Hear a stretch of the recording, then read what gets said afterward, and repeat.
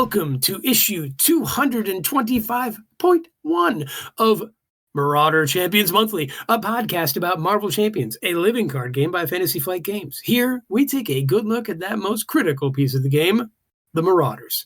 We'll discuss those poorly understood characters, unfairly labeled villains, and their various plans to shape humanity and benefit the planet, as well as those so-called heroes intent on thwarting them. I'm one of your hosts, Daniel, and joining me tonight is Mike. How are you? Hey, Daniel. I'm not sure about this various plans to shape humanity part since we're talking about mutants. Well, I think we just have to go with it because it's Steve's idea. How you doing, Steve? Hi, I'm good. How's it going? Wonderful. Do you like how I waited till we were on air to say that? How villainous. Mm-hmm. Mm-hmm. So what's going on? What's this point one and what's this MCM we're doing? Right. MCM podcast. I hear that we need an MCM podcast out there, so we are going to do it. That's nice of us. Yeah. And by the, if you couldn't figure it out, we're going to talk about Marauders. We used to be called the Masterclass on Marauders, but we had to change our name just recently because we decided that was the thing to do. So we are now Marauder Champions Monthly. Right. Yep. Yeah. And what we're going to do, folks, over the course of, a very long time, but in the immediate future, we're going to be looking at pairs of Marauders in shorter episodes twice a week until we are done with looking at all the Marauder villains, Marauder minions, Marauder campaign minions. We're gonna talk about their lore. We're gonna look at their villain cards, their minion cards, etc. We're gonna go through that Marauder set. We're gonna go through the Mutant Slayers modular and some of those campaign sets. Okay. We're gonna save a few of the Marauders who are Nemesis minions for when we do the Nemesis shows, but those will be coming up real quick after our Marauder Champion Monthly stuff or during our monthly stuff. Well, that makes sense.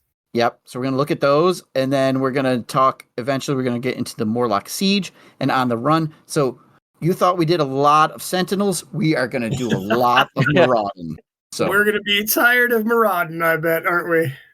All right. Very possible. Very possible. So, and of course, because these villains show up again and again and again, we didn't want to just repeat the same show with no new lore. So instead, you're getting all the Marauders all month long. Yay! Yeah. That sounds actually brilliant. Yeah, stay tuned for a Tuesday and a Thursday show, and then eventually we'll get back onto just a Tuesday show as we move into the Siege and Shadows of the Past episodes and things like that. Got it. Now, Steve, I hate to interrupt, and it's not like I need to be the center of attention or anything, but I feel like we skipped something. Oh, we didn't skip it. We wanted to preface our regular shows with this because the people out there do want to know, Daniel. Yes, Steve. What is on your mind tonight? Oh my God, thank you so much for asking. Hey, you know how sometimes we get questions and they come in the email, they come from emails, Facebook, all over the place, right? And I would say any one of the three of us is a great bookkeeping organizer type, right? So sometimes these questions, these papers, they fall behind things. We find them in the vault later. Sometimes they're behind some stacks of Steve, Mike would know this, I think. Mike, how many instant pots do we have in the lair? We have an instant pot in the lair. We got 5 of them. We got 5 of them, Mike. They're all in the pantry downstairs. Anyway, they were all the rage a few years ago, and that's where some of these questions were hidden behind. I feel, Steve, that we got helmets. The helmet collection. Mike, those are instant pots. We got them for the house layering party when the minions all give us the same thing. Oh, okay. Yeah. Anyway, Steve, I thought maybe we should try to knock some of these older questions that we found out. Yeah, it sounds like a good idea. Okay. Now, do you even remember who asked these things? No. So Nope. So all of you can take credit for these questions. Is that fair? They've been asked by everyone out there in the community. So here's our first question in Marauder Champions Monthly. For each of you as a villain, who would be the hero that deserves the title of arch rival? So this one's been lying in the corner since the beginning of the podcast. Yeah. I feel like folks might know who I would say. So now I did not necessarily choose a character from our game for the answer here. Mm. Yeah. Okay. I mean, shall I just play off of that? Why don't you let me start? explain. That's going to get my creative juices flowing, I bet. Go ahead. Yeah. So me personally, as a villain, I find it very difficult to have time for my villainous schemes because of children's sports games. So children's sport games are my arch rivals. I don't make it home until like 9:00 at night because I'm watching softball or lacrosse or football or field hockey or volleyball or whatever it might be. So all the coaches who schedule the games, all the league managers, those people are my arch rivals. At least Thank you, Steve. Now. Got it. You've inspired me. I mean, I also have the kids sport drive all over the world thing, but my arch rival would be Abby Miller of the Abby Lee Dance Company. Now, I am sure, Steve, that one of your children can't stop watching Dance Moms on Disney Plus. My youngest is an addict, an otherwise normal kid who's athletic and wonderful. She just can burn out in front of Dance Moms for hours. If we don't stop her, we have to stop her. We have to literally grab her. And my kids don't watch that, but they've got their other things they watch. Yeah. So yeah. So that Abby Lee Miller, I believe, is her real name. So she's my arch rival. Although really, it's probably not her fault that the show got created. I don't know. Gotcha. I don't know. But it's, oh my God, it's so awful. I can see her brain. I can see her brain leaking out as it's on. It's terrible. Yeah. Maybe that's a Mojo television show. Maybe he made it. Oh, it's got to be. It would be the ultimate modular. Oh my God. Yeah. All those moms would be the minions. Oh, it'd be great. Well, how about you, Mike? I'm going to choose Spider because you're boring. Wow. I said the would-be hero. Are these Dance Moms would-be heroes, really? Okay. They think they are. Wow. Okay. Yeah, they actually think they are, I think. Yes. Just in case they wanted a real answer from the game, it's going to be Spitter because Spitter breaks a few rules. The fact that they have a decreased hand size, so they don't deck out as often. So you can't give them those sweet encounter cards when they do so. The fact that you can get rid of their cards, but they still have resources. And they have a giant robot under their control that cannot leave play. What the heck? Yeah, okay. So this is just cheaty heroes, Mike. I mean... Yeah, but they all have a little something that...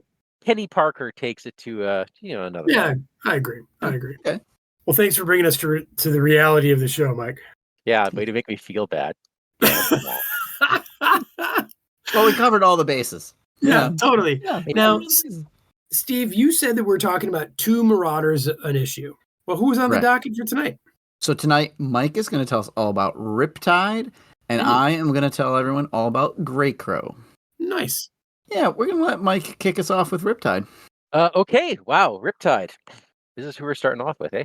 The fellow, if you're looking at your cards, that seems to be coming out of a tornado. Okay, so our first appearance, don't go by the Wikipedia entry. I don't count first appearances as shadowy figure in background. If you don't know who they are and you can't see their face, they didn't appear. Okay, that seems fair. We first see Riptide in Uncanny X-Men number 211, published in 1986. This is the Mutant Massacre storyline. That's where we first meet Riptide. Riptide, also known as Janos Quested, I don't know. He has a tragic backstory. Oh.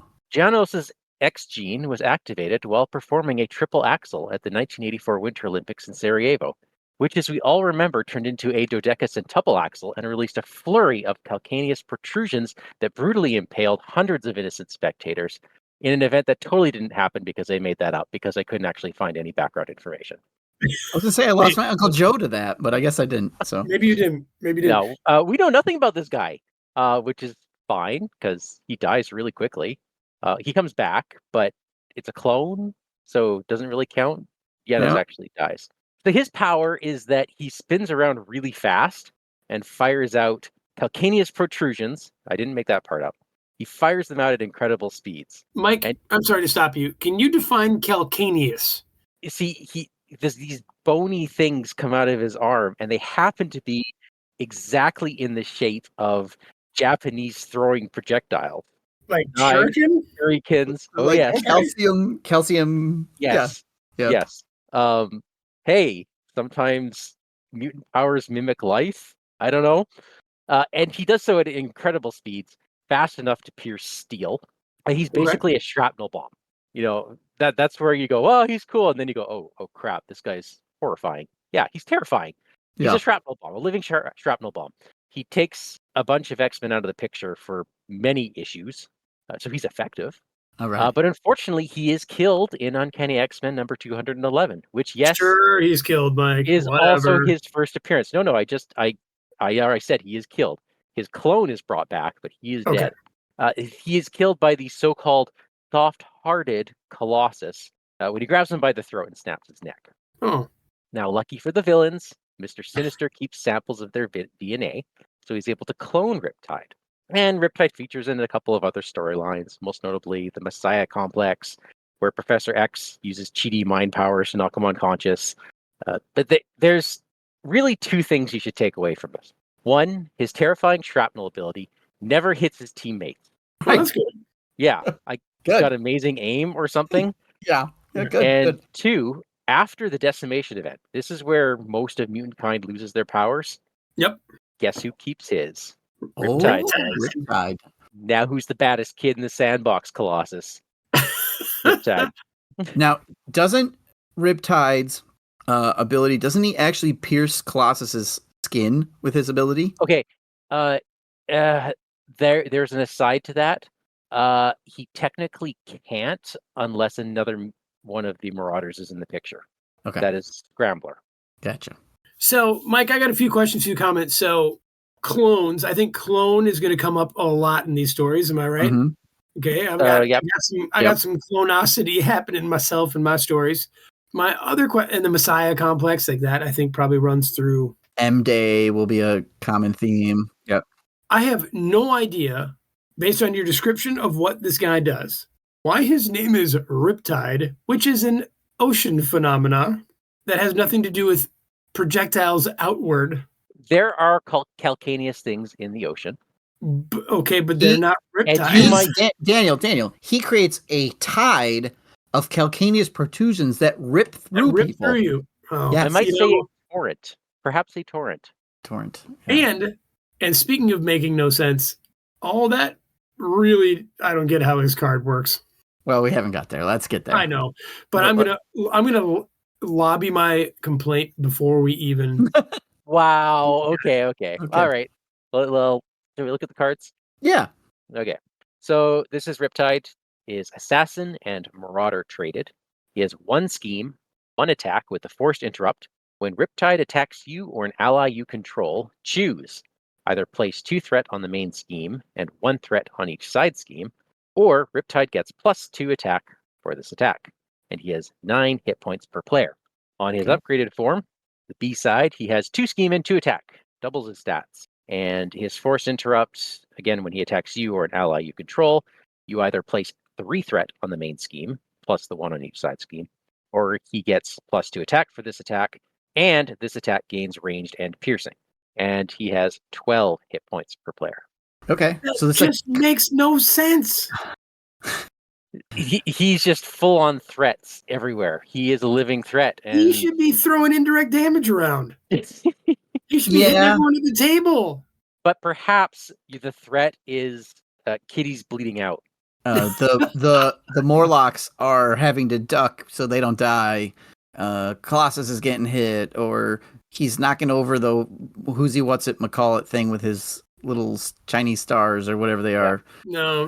I actually think it's not going to work for me. Because because how do you stop it, Daniel? How do you stop it? You get in his way, and then he gets +2 attack, and it gains ranged and piercing.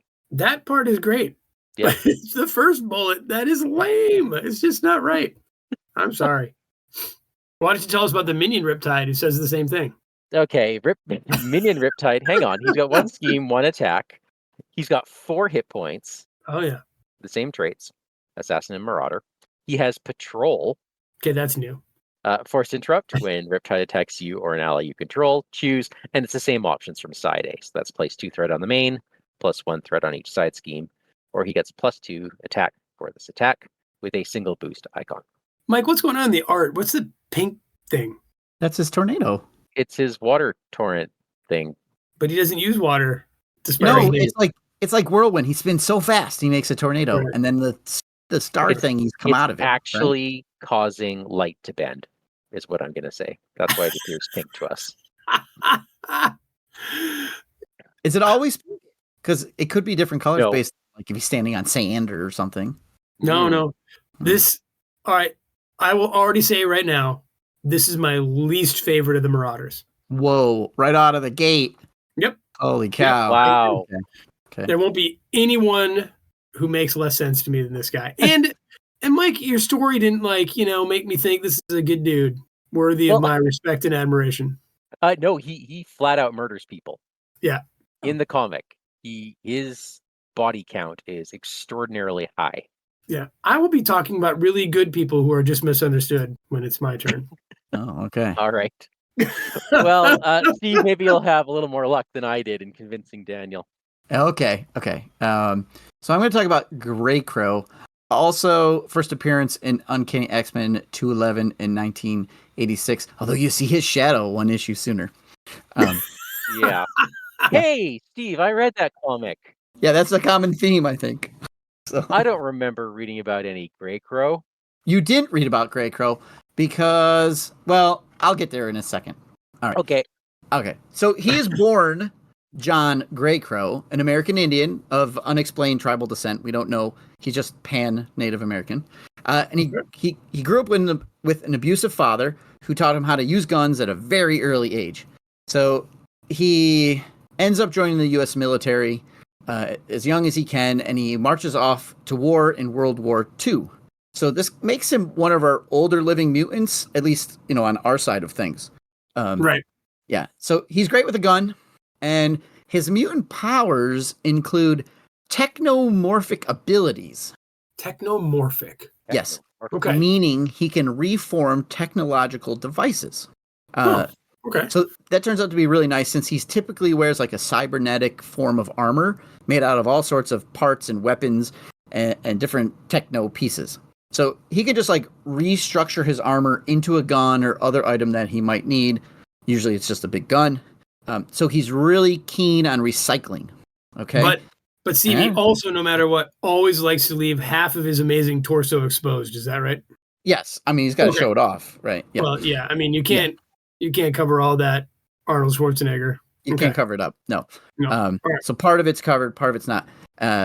But he's totally green. He's environmentally conscious, right? He's recycling old broken parts for things, right? So this is somebody we got to pay attention to in this modern age. So, okay. He also has a form of healing factor, sort of like Wolverine's, not as powerful, but he can heal major wounds, and it represses his aging, which is why he's at least 80 years old, but he does not look or act like it. Okay. Interesting. So, he's kind of mystique-ish in that way. Yeah, a little bit. Okay. All right. Okay. So, as Daniel noted, over the course of his career, most of his body has been replaced with cybernetics. So it's like 85% of his body boasts some mechanical unit, and the rest is just like tan muscle. So, okay. So yeah, about 85% of him is cybernetic stuff at this point. Okay, so now for most of Marvel's career, Mike, he's known as Scalp Hunter. That's why if you read the early issues, you don't see Greycrow, or you might because that's like his given name, but you'll see him as Scalp Hunter. But in recent years, Marvel is trying to forget that name because of cultural insensitivities. However, it was very fitting at the time because his whole character, they make this whole character all about just murdering people. But he doesn't really collect the scalps all the time, just sort of at his origin. So you might see Scalp Hunter, you might see Greycrow interchange depending on where you are in the Marvel history as you're reading it. So, all right, so let's take a look at why they called him Scalp Hunter, because his first big moment, he goes off to World War II, he goes on a little rampage, and he decides to murder and scalp 8 of his fellow officers. What? Yeah, I don't know, which for some reason they end up court-martialing him because of that. He gets found guilty because of that, and they line him up in front of a firing squad because of that. He faces off against Nick Fury. who's the guy creating the firing squad, and Nick Fury asking for his last words, and he just spits in Nick's face. So nice. Yeah. And then he's killed by the firing squad, and he's buried, and the army moves on from where they were posted. Okay. Done. Yep. That's Scalp Hunter. Okay. Well, remember I mentioned he had a healing factor? Yeah. Oh, right. Yeah. Yeah, that. Nobody knew about that. And it kicks in here. So it's a bit of a surprise when he claws himself out of his shallow grave they buried him in. Oh, that could rattle you. Yeah, that could rattle you just a little bit. Yeah, but who might you guess is standing right there when he emerges from the grave? Oh. Is it a sinister fellow? It is a very sinister fellow. It's Nathaniel Essex, Mr. Sinister, of course. Mr. Sinister. We're going to hear a lot about him this week, too. Yeah, I think so. So somehow Sinister knew that he would emerge from the grave. Don't ask how, whatever. Sinister just knows these things. Sure. And from that moment on, Sinister and Greycrow form a pact, and Greycrow becomes the field commander of the Marauders. Yep, he signs up with Sinister, and he becomes the leader of the Marauders. At least, when they're out doing their missions. Sure. Okay, so Scalp Hunter, or as we know him as Greycrow, has a kill count with more names on it than we have time to run down. He kills many, many, many, many people, mutants, etc. So he's got a long, long list behind him. He's involved in tons of mutant killings, including he's instrumental in the Morlock Massacre. He's involved in hunting Madeline Pryor, Nate Gray, etc., etc. And he gets killed. This time his healing factor doesn't kick in, but fear not, because as we mentioned before, he is cloned, or he has a clone, or he gets cloned, or whatever, however you want to do it. So one version of him is dead, but the clone continues on. Most of the Marauders, I think we're going to find out, end up being killed and cloned and come back over and over again. That counts. It seems to be their shtick. Yeah, Sinister's super into cloning, so he's always cloning his guys. Now, they don't know they're clones, right? No, I think they do. I got the sense that they don't. Okay. He is one of the few mutants who keeps his powers after M-Day. So we've got 2 Marauders already who don't lose their powers when everybody else does. Huh. He joins Apocalypse for a little time, but he ends up leaving him, and he joins Sinister again during the Messiah Complex to help hunt down Hope Summers. But eventually, he repents all of his actions. He becomes ashamed of what he's done. Huh. So this is a softer, gentler Scalp Hunter. Okay. So even though this clone didn't have much say in the matter, because some of the clones are controlled by Sinister somehow, he still feels bad for what his previous incarnations of himself have done. So he ends up fleeing the whole villain life to become a cook in a small desert diner, hoping to just live out the rest of his days in peace. I love that. All right. So he gets a visit from Nightcrawler. And the two of them sit down and they talk religion and they talk philosophy, and he feels redeemed, like Nightcrawler redeems him or gives him self-confidence or whatever. So he's going to go off on the straight and narrow, but he can't just be left alone. All of his previous debts come due, let's say, and Magneto punishes him for his past crimes. And Magneto punishes him in a way by turning him into a quadriplegic amputee. Jesus. And he does it in such a way that he prevents his healing factor from regenerating those body parts, which is why he's now covered in 85% cybernetics. But he's not done. After that, he has some more adventures and such. He ends up having some interesting connections, including a love affair with Arclight, who's a fellow Marauder. But that's all during his early days, right? So we talk Arclight, we can talk a little bit about that. And much later, after this run-in with Magneto, ends up with a relationship with Psylocke. Yeah. When he goes to Krakoa. He accepts amnesty and he goes to Krakoa and he moves there, and him and Psylocke get together. He joins the Hellions out of Krakoa, and he kind of waffles between warrior and peacemaker for a time, but eventually his love for Psylocke makes him a better man, and that mostly wins out. So he sets himself up a little cafe on Krakoa, and he's there running his cafe. That's where his heart is. He's a cook. Yeah, he's a cook. He's a little cafe cook with his...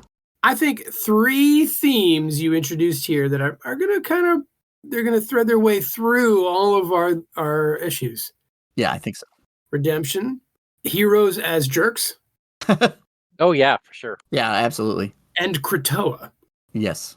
So these Marauders, they're not just, brought together just to massacre some Morlocks in the sewers. Not long term. They've got bigger connections, I think. Yeah. All right. Yeah. That's cool. That was a great story. Yeah, he turned out to be fairly interesting after getting in a little deeper. So yeah. Okay, let's look at his card. So we're gonna look at his villain, which is one of the Marauder villains. He has the A and B side, and on his A side, he's a 1 scheme, 1 attack Marauder mercenary with the force to interrupt. When Greycrow attacks you or an ally you control, choose. Discard the highest cost card you control, or Greycrow gets plus X attack for this attack, where X is the printed cost of the highest cost card you control. 9 health per player. Mm-hmm. All right, let's look at B, and then we'll talk about this a little bit. All right, so B side's a 2/2 Marauder mercenary. When Greycrow attacks you or an ally, choose discard each card you control with the highest cost. Greycrow gets plus X attack for this attack, where X is the printed cost of the highest cost card you control. 12 health per player. Okay. So yeah, I find he is like, when playing against Greycrow, he can really stick it to the heroes. He's tough when he's first. Yes. Yeah. He's forcing you to discard the highest cost card you control. So somebody just put out, their X Mansion or I don't whatever. No, he's attacking for 6. That's how I always see him. Yeah, or he attacks for 6. Yeah. That's how I always see him. On his B side, he's discarding each card you control with the highest cost. So if there's a tie, he gets rid of everything. That's wild. Even if there are a bunch of little ones, you're like, oh, I'd have to lose them all. And is that because he's recycling your tech, Steve? How does that make sense? Yep. Yeah, okay. He's technomorphing your stuff to benefit him. All right. So, yeah. This makes thematic sense too, because he is the executioner of the group. Mm-hmm. He does like the one-shot kills, so having like a giant attack makes a lot of sense, as opposed to Riptides throwing threats everywhere. See what I did there, Daniel? Yeah. Mm-hmm. You believe the lie. Yes. All right. Okay, so he does have a minion that comes in the Mutant Slayers modular. It's unique, and he's a 1 scheme, 1 attack. Again, 4 health. Marauder mercenary. Retaliate 1 with the force to interrupt. When Greycrow attacks you or an ally, choose. Discard the highest cost card you control, or he gets plus X for the attack, where X is the printed cost of the highest cost card you control. 3 boost icons. There's the boom. Yeah. So, based on your story, Steve, can I ask a question about his traits? Yeah. I don't understand mercenary. He doesn't seem to be like a gun for hire type guy. Is he? I actually don't know. Was he? I mean, he's working for Sinister. Yeah, he works for Sinister. He's kind of leads them. He does go work for Apocalypse for a little while. Okay. And then he's a Hellion, and they're like going off and doing different jobs and stuff, sort of walking the line between good and bad for Krakoa stuff. Yeah. Okay. I guess it fits. All right. Fine. Or he's just charging you really high rates at his cafe or his diner. Those are mercenary prices. So. Nicely done. Okay, so that's our first 2 Marauders. We've got a whole bunch more to go. I think what we'll do is when we get to the end of them all, maybe we'll talk a little bit about them in general and pick some more of our favorites. But obviously, we've have some opinions already as we go. Yeah, good stories, fellas. Thanks. Welcome. All right, folks. Hope you enjoyed our first episode of the magnificent content of Marauders. You can email us at criticalencounterspod@gmail.com with your thoughts. We are Critical Encounters on Facebook, and you can find us on YouTube, Twitch, or Patreon by searching for Critical Encounters Podcast. And on Discord, we are Vardane, Big Foam Loaf, and Wandering Tooth. If you like our show, tell your friends. If you don't like our show, tell your enemies. Greycrow, take us out. I figured the rules would change sooner or later, so I've been keeping busy. It's amazing what you can put together with a few pieces of scrap metal and a little know-how. Hello and welcome to issue 220. Oh, wait, I don't say hello first. No, we don't. That's something else. That's Monday Night Twitch. Hello and welcome to, all right.